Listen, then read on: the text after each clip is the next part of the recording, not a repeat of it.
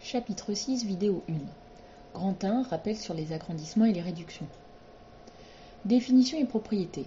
Agrandir ou réduire un objet, c'est transformer cet objet en multipliant toutes les longueurs par un coefficient de proportionnalité, noté K, mais en ne changeant pas la forme de l'objet. Autrement dit, les longueurs changent, il y a proportionnalité entre les longueurs de départ et les longueurs d'arrivée, mais les angles et le parallélisme sont conservés puisque la forme ne change pas. Exemple 1, voici l'agrandissement d'un carré de coefficient 2. Toutes les longueurs ont été multipliées par 2 et les angles conservés. On obtient bien un carré. Ici, le coefficient d'agrandissement est 2 et comme pour tous les agrandissements, il est strictement supérieur à 1. Exemple 2, voici un triangle équilatéral que nous avons réduit par le coefficient de réduction 1 tiers. 1 tiers est plus petit que 1, donc multiplié par 1 tiers rend plus petit, d'où la réduction.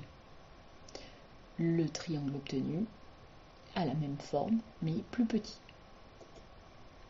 Exemple 3, les triangles semblables. Deux triangles sont semblables lorsque leurs angles sont 2 à 2 de même mesure. En quatrième, vous avez vu que deux triangles semblables ont toujours les longueurs proportionnelles. Du coup, les triangles semblables sont un cas d'agrandissement ou de réduction. Par exemple, ici, ABC et FEH sont semblables puisqu'ils ont les mêmes angles 2 à 2. 104 et 104, 47 et 47 et 29 et 29. Du coup, leurs longueurs sont proportionnelles et EFH, le grand triangle, est un agrandissement de ABC. Pour trouver le coefficient, il faut trouver le nombre qui va permettre de passer du départ à l'arrivée en multipliant les longueurs du départ pour obtenir celle de l'arrivée. C'est une multiplication à trous. Pour trouver ce nombre, nous allons donc faire arrivée sur départ. Ici, nous n'avons qu'une seule correspondance entre BC et EH. Du coup, nous allons faire EH sur BC, c'est-à-dire 3 demi. 3 demi est bien strictement supérieur à 1, nous avons bien un cas d'agrandissement. Exemple 4, le théorème de Thalès.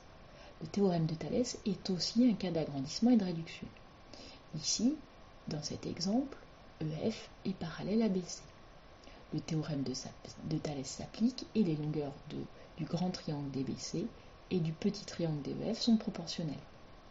DEF est donc une réduction de DBC. Pour trouver le coefficient, on va encore faire arrivée sur départ. Ici, la seule correspondance que nous avons est entre DE et DB, puisque nous n'avons pas celle entre DF et DC, et nous n'avons pas la correspondance entre EF et BC. Nous allons donc faire arrivée DE sur départ DB. DE vaut 2 sur 2 plus 3, c'est-à-dire 2 sur 5. 2 sur 5 est bien inférieur à 1, nous retrouvons bien le coefficient d'une réduction. Voilà, c'est terminé.